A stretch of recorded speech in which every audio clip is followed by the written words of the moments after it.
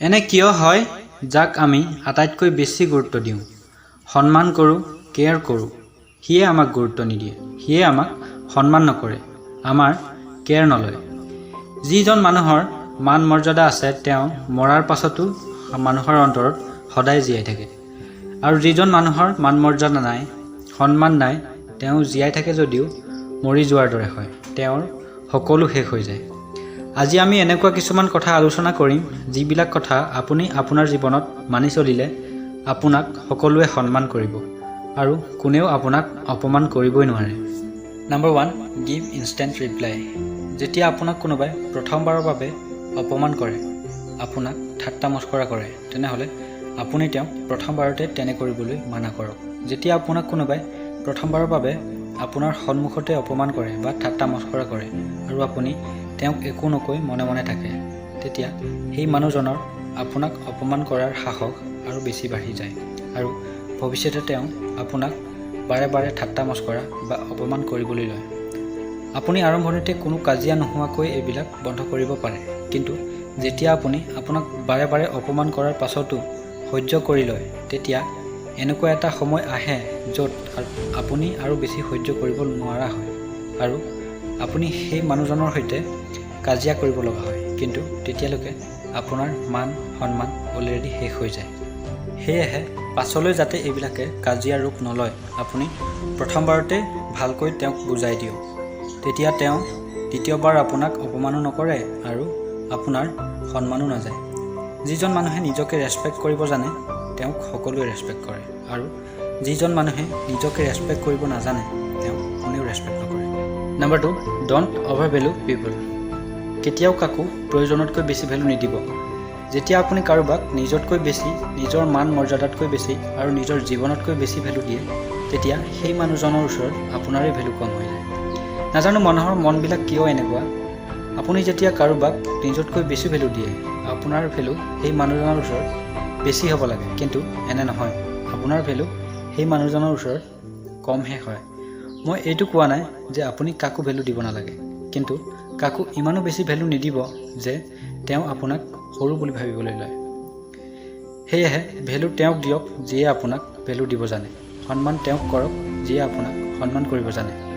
যিয়ে আপোনাক সন্মান কৰিব নাজানে আৰু ভেলু দিব নাজানে, তেওঁক ইমান বেছি ভেলু দিয়াৰ দৰকাৰ নাই। নম্বৰ 3, আপুনি আপোনাৰ পাৱাৰ বা শক্তি সদায় অটুট ৰাখক বা বঢ়াই থাকক।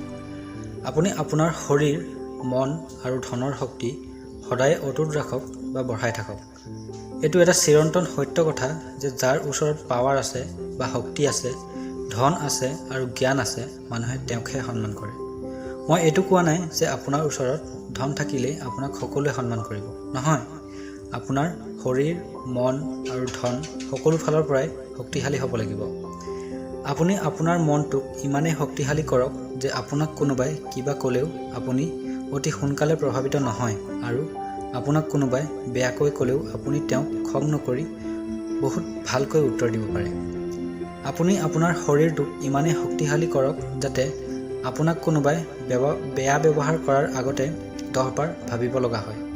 এইটো চিৰন্তন সত্য যে যাৰ ওচৰত শক্তি আছে, মানুহে তেওঁকে সন্মান কৰে। সেয়েহে আপোনাৰ শক্তি সদায় অটুট ৰাখক বা বঢ়াই থাকক। নম্বৰ 4, আপুনি নিজৰ দুৰ্বলতা কোনো ব্যক্তিৰ সৈতে শ্বেয়াৰ নকৰিব। যদি আপুনি সকলো দুৰ্বলতা কোনো এজন ব্যক্তিৰ সৈতে শ্বেয়াৰ কৰে, তেনেহ'লে আপুনি ইচ্ছা নকৰা স্বত্বেও সেই ব্যক্তিজনে অপমান কৰিলেও সহ্য কৰিব লগা হয়, আৰু সেই ব্যক্তিজনে আপোনাৰ দুৰ্বলতাৰ লাভ উঠাবলৈ চেষ্টা কৰে। সেয়েহে আপুনি আপোনাৰ দুৰ্বলতা কাৰো সৈতে শ্বেয়াৰ নকৰিব। Number 5, never be always available. মানুহৰ ওচৰত যিটো বস্তু সদায়ে থাকে, মানুহৰ সেই বস্তুটোৰ প্ৰতি আদৰ কমি যায়, আৰু যিটো বস্তু মানুহৰ ওচৰত নাথাকে, সেই বস্তুটো মানুহে সদায় পাব বিচাৰে। কেতিয়াবা আপুনি কাৰোবাক ইমানেই স্পেচিয়েল বুলি ভাবি লয় যে তেওঁৰ বাবে সদায়ে বা সকলো সময়তে এভেইলেবল থাকে, আৰু তেনে কৰিলে আপুনি সেই ব্যক্তিজনৰ মনত নিজৰ ভেলু কম কৰি দিয়ে।